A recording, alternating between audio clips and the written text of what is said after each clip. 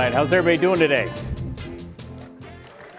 Well, first, thank you for the opportunity to speak with you today. Particularly thank you to Duncan Weiss, the entire group of OBC directors, business leaders, and others who helped organize this event today. And most importantly, I want to thank this entire room for understanding that the Oregon House of Representatives should always speak before the Oregon Senate. It's the way it always has been. That's the way it always will be.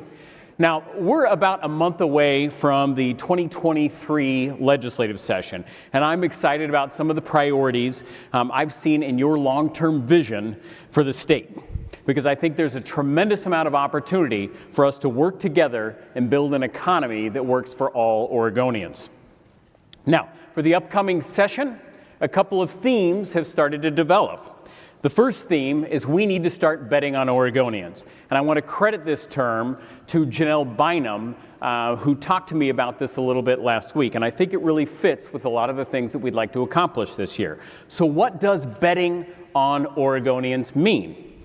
What it means is recognizing that we have unprecedented opportunity in the state right now to build working family jobs that will benefit Oregonians 10, 20, 30 years down the road. If you have young children, it's thinking about what we need to do right now to ensure that this is the home that they want to choose if and when they choose to have kids. One of the biggest examples where we can bet on Oregonians and make the most of our unprecedented opportunities starts with the semiconductor industry. We have an opportunity to leverage billions of dollars from the federal government through the CHIPS Act.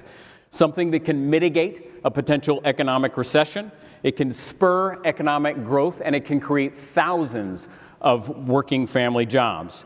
Now, let's be clear, these jobs are going to be created. The choice, the opportunity that we have here in Oregon is whether they're going to be created in Oregon or whether they're going to be created in a different state. To be clear, Oregon has budgeted wisely over the last decade and built historic reserves. We are among one of the best prepared states in the country to maintain services for low-income Oregonians should we experience a recession. But whether or not we are on the eve of a recession, now is the time to invest in opportunities to provide good-paying jobs in communities across this state. And in the House, Janelle Bynum is leading the charge on our economic development work, and you're going to hear a little bit more about that here in a bit. But we also need to build on the efforts we made earlier this year in workforce development for our most critical sectors. The pandemic put our schools and our healthcare workforce in crisis as teachers and nurses changed careers. And we have a choice. We can view this as a crisis, or we can view this as an opportunity, a unique opportunity to help Oregonians into middle-class family wage jobs. Now, in addition to betting on Oregonians, another major theme has begun to take hold, which is accountability. What do I mean by that? It means we need to make stuff work for Oregonians. Oregonians have made historic investments over the last 2 to 4 years. Investments in housing, investments in mental health, investments in substance abuse to the tune of billions of dollars.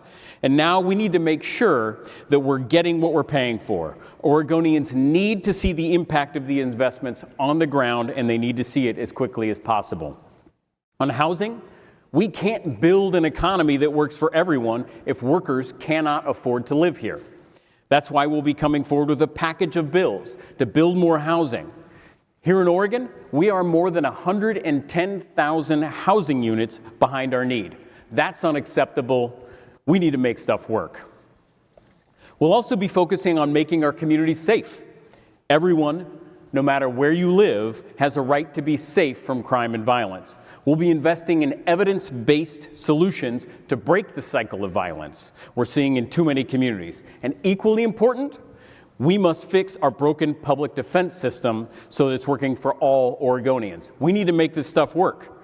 Moreover, every county in this state, absolutely every county, is experiencing a rise in homelessness due to out-of-control housing costs, a lack of access to substance abuse and mental health supports, and limited shelter options.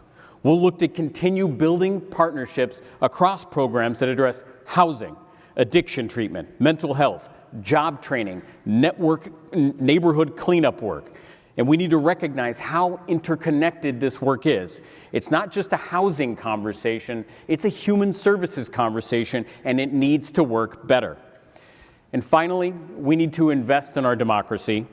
There's a lack of trust in government, and when you see the amount of spending that we saw in this last election cycle, you begin to see why Oregonians are so cynical about the work we do in Salem. It's why we'll focus on a package of bills to strengthen and invest democracy, things like campaign finance reform, things like ranked choice voting, ethics reforms. But also important, outside of policy, we'll be focusing on building a culture of respect. Too much time is spent in our world communicating in a tone and a tenor that does not fit with the shared priorities that I mentioned. And we as politicians, we must recognize that we are a part of the problem.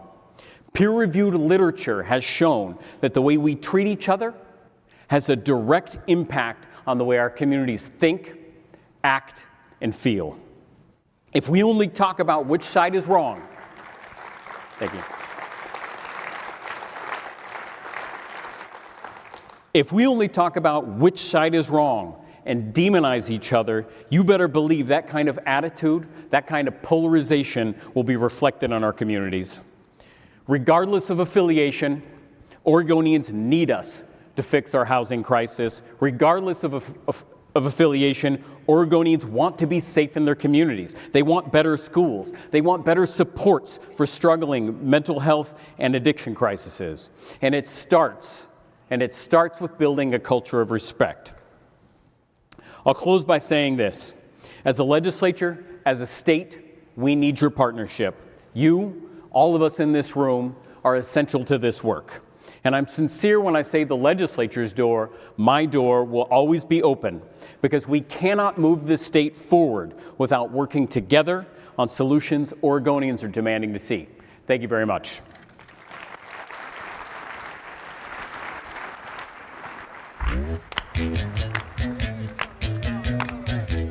All right, thank you, Dan.